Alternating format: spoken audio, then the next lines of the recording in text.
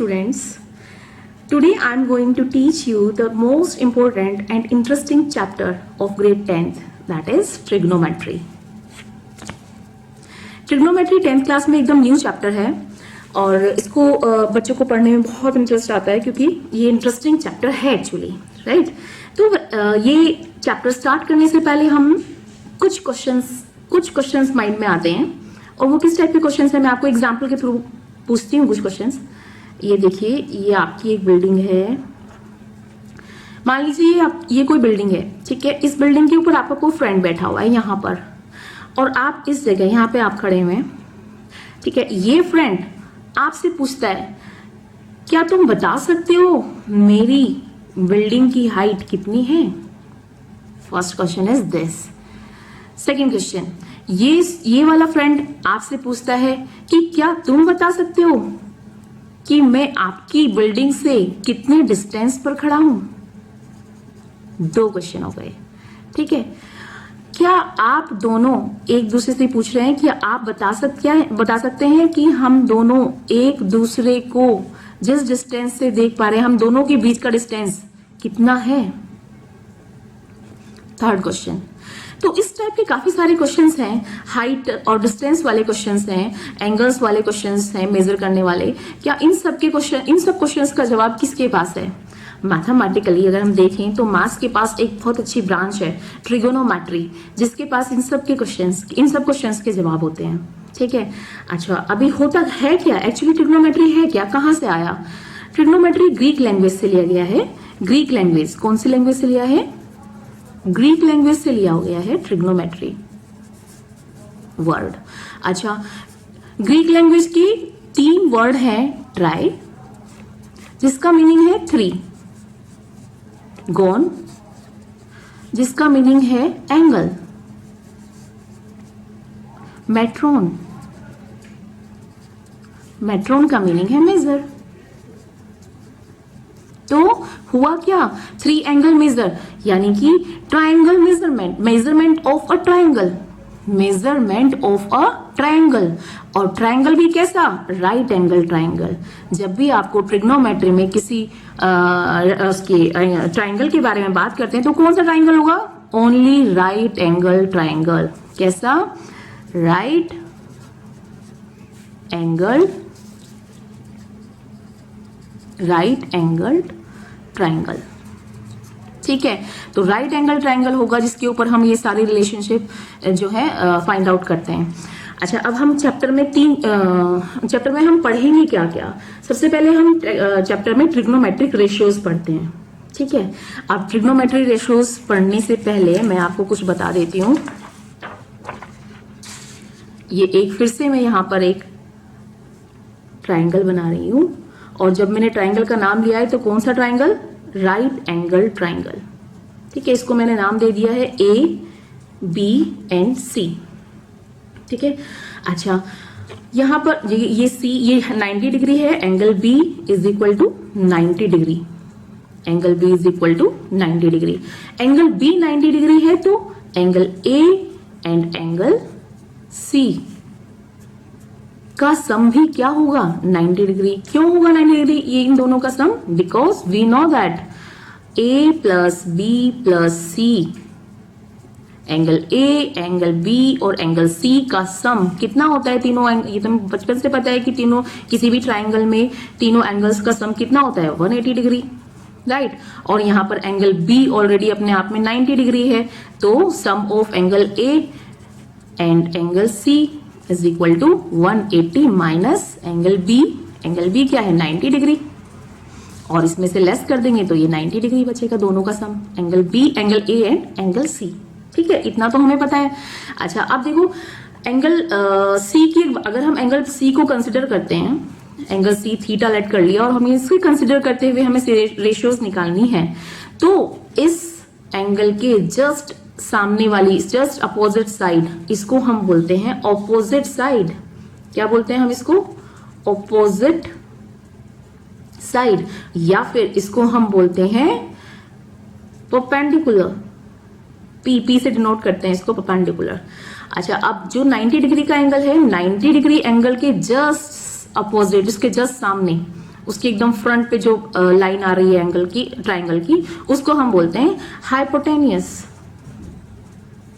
Hypotenuse, ठीक है। और जो एंगल हमने कंसीडर किया है थीटा और एंगल बी, ये हो जाएगा आपका एडजेसेंट लाइन।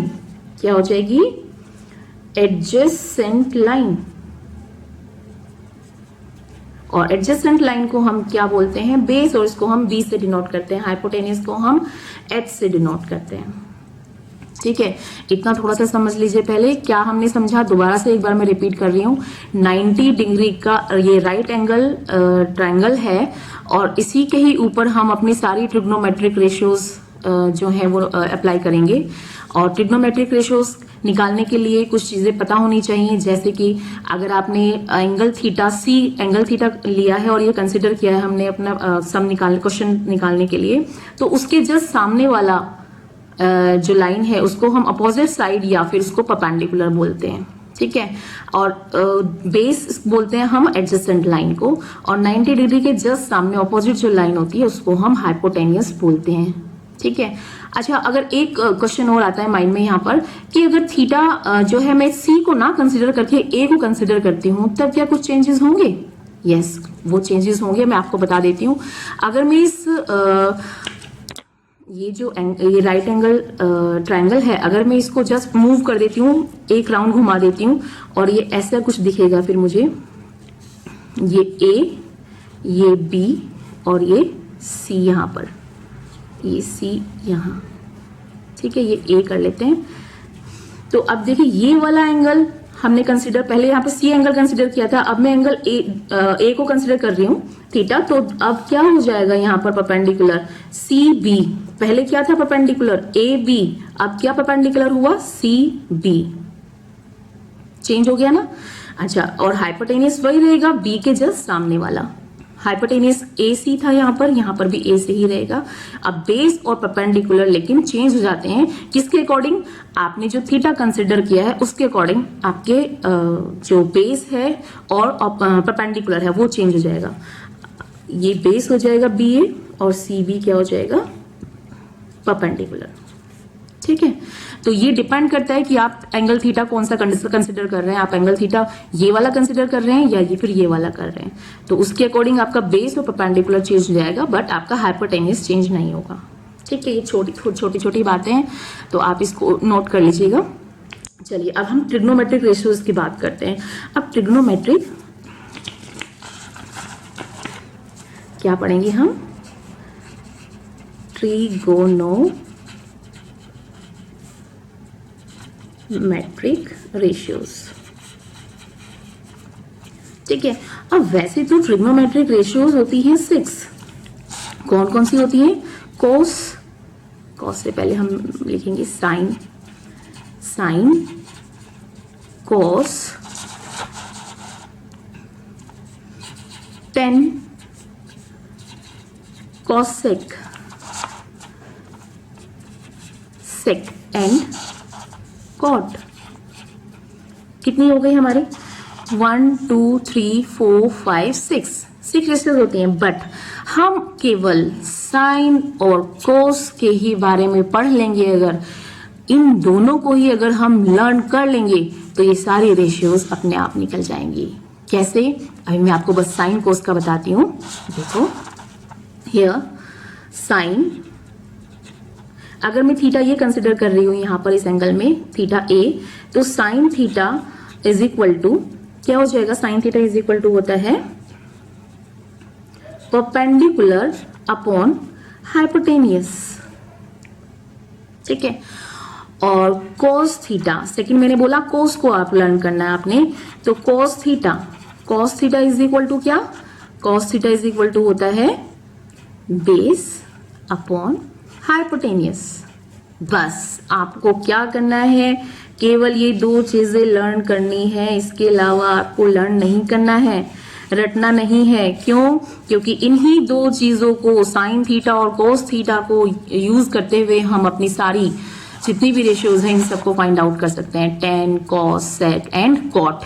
अब कैसे कर सकते हैं? अब आपके माइंड में ये सवाल आएगा कि कैसे कर सकते हैं। अब इसको मैं एक नेक्स्ट पेज पे आपको बताऊंगी। इसको मैं दोबारा से लिख रही हूँ।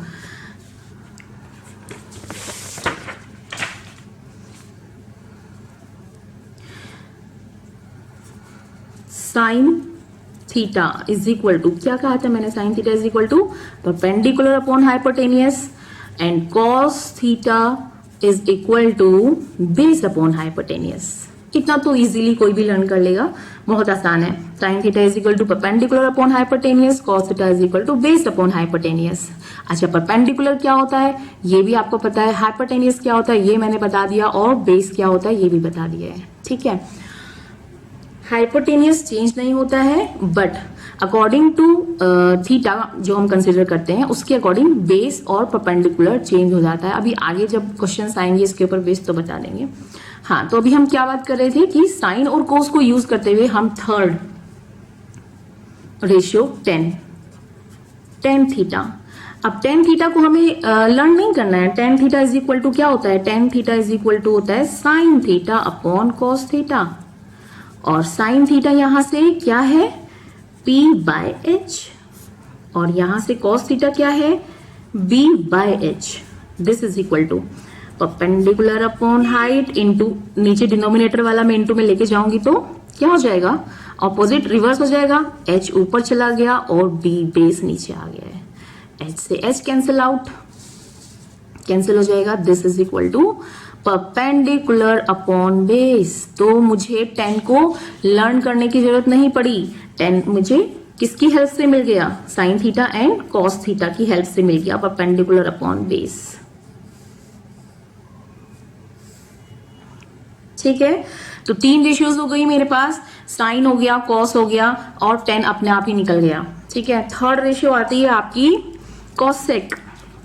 थर्ड रेशियो क्या है, कॉसेक, यहां पे लिख लेते हैं इसको, कॉसेक थीटा। कॉसेक थीटा होता है साइन थीटा का रिवर्स। ठीक है, मैं साइन थीटा को रिवर्स कर देती तो कॉसेक थीटा आ जाएगा। इट मीन्स साइन थीटा क्या है P अपॉन एच, तो कॉसेक थीटा क्या हो जाएगा H upon P। So easy हो गया है ना, तो कॉसेक थीटा यहां से निकल गया H अपॉन P। और देखो यहां से हमने ये तो निकाला ही है, यहां से हम एक चीज और हमें साथ साथ सीखते जा रहे हैं कि 10 की वैल्यू, 10 रेशियो को हम साइन की और कॉस की फॉर्म में sine theta upon cos theta भी लिख सकते हैं। ठीक है, और यहाँ cosec theta is equal to 1 upon sine theta भी लिख सकते हैं। ये चीजें हम अपने साथ साथ सीखते जा रहे हैं। तो 4 रेशियोज निकल गई, sine theta, cos theta, tan theta and cosec theta. Fifth क्या थी, फिफ्थ हमारी थी sec theta. Sec theta is equal to क्या होता है, sec theta is equal to होता है 1 अपॉन कॉस थीटा। ठीक है, इन्हीं दोनों को यूज करते हुए हमें निकालनी है सारी वैल्यूज, सारी रेशियोज। तो 1 upon cos theta, it means भाई जब कॉस थीटा की वैल्यू उसका रिवर्स कर दिया जाए यहां पर, तो ये हो जाएगा H अपॉन B। तो हमारा सेक थीटा की वैल्यू भी निकल गई है, तो sec theta is equal to H upon B, है ना। और कहां से निकाली है, बस साइन और कॉस को यूज करते हुए हमने ये 4-5 निकाल दी है। अब देखिए लास्ट कौन सी है, cot theta. Cot theta is equal to होता है 1 अपॉन टेन थीटा। ठीक है, और बहुत ध्यान से देखो 1 अपॉन टेन थीटा लिखा है मैंने, और अभी आपके माइंड में ये आएगा कि अगर मेरे को टेन थीटा नहीं आ रहा है, केवल मुझे साइन थीटा और कॉस थीटा की वैल्यूज पता है, तो टेन थीटा यहां से क्या था, साइन अपॉन कॉस, और 1 अपॉन टेन थीटा क्या हो जाएगा, cos theta upon sine theta. उसका उल्टा हो जाएगा क्योंकि मैंने 1 अपॉन करके लिखा है टेन थीटा, तो tan theta sine theta upon cos theta होता है, और कॉस थीटा उसका उल्टा हो गया है, तो cos theta upon sine theta, cos theta is equal to cos theta upon sine theta. ठीक है, और इनकी वैल्यूज पुट कर लेते हैं। Cos theta upon sine theta क्या वैल्यूज है कॉस थीटा की, कॉस थीटा है हमारे पास B अपॉन H, और साइन थीटा है P अपॉन H। ठीक है, this is equal to B upon H into H upon P। भाई डिनोमिनेटर में है और जब इंटू करेंगे उसके साथ तो रिवर्स हो जाएगा, H से H कैंसिल आउट हो गया, तो दिस इज इक्वल टू ये आ गया, यहां से आए B अपॉन सॉरी ये हाँ बी अपॉन पी, ठीक है। तो बेस अपॉन परपेंडिकुलर, बी क्या है बेस, पी क्या है परपेंडिकुलर। और हम देखो तीन ही चीजें तो है, base, perpendicular and hypotenuse H, right. तो हमारी 6 रेशियोज जो निकल के आई हैं, फिर से मैं एक पेज पे आपको लिख के दिखाती हूँ ताकि आपको सारी मिक्सअप ना होए और आपको लर्न भी हो जाए, है ना। देखो फर्स्ट रेशियो थी हमारी sine theta is equal to, sine theta is equal to क्या था, परपेंडिकुलर अपॉन हाइपोटेनियस, ठीक है। Second ratio is cos theta, cos theta is equal to base upon hypotenuse. Third one is tan theta, tan theta जिसको हमने इन दोनों को use करते हुए निकाला था, और वो क्या थी, परपेंडिकुलर अपॉन बेस, है ना। फोर्थ रेशियो इज साइन का उल्टा, साइन का रिवर्स, साइन का अपोजिट, क्या, कॉसेक थीटा, कॉसेक थीटा इसका अपोजिट, हाइपोटेनियस अपॉन परपेंडिकुलर। बहुत ही इंटरेस्टिंग चीजें हैं। फिफ्थ रेशियो कॉस का रिवर्स, कॉस का रिवर्स सेक थीटा, और sec theta H upon hypotenuse upon base, reverse of this. Sixth and last cot theta, cot theta reverse of tan theta. ये P upon B perpendicular upon base है, यहां पर base upon perpendicular आ जाएगा, ठीक है। तो केवल और केवल 2 रेशियोज आपके पास लर्न करने के लिए मैंने दी थी, और आपने ये सारी इन्हीं के थ्रू निकाल के दिखाई है, ठीक है। तो नेक्स्ट वीडियोस में हम और भी जो उसके बाद रेशियोज हैं आपकी, रेशियोज के बाद कुछ आइडेंटिटीज हैं, और चैप्टर को आइडेंटिटीज को यूज करते हुए 8.1 एक्सरसाइज सॉल्व करेंगे। Thank you.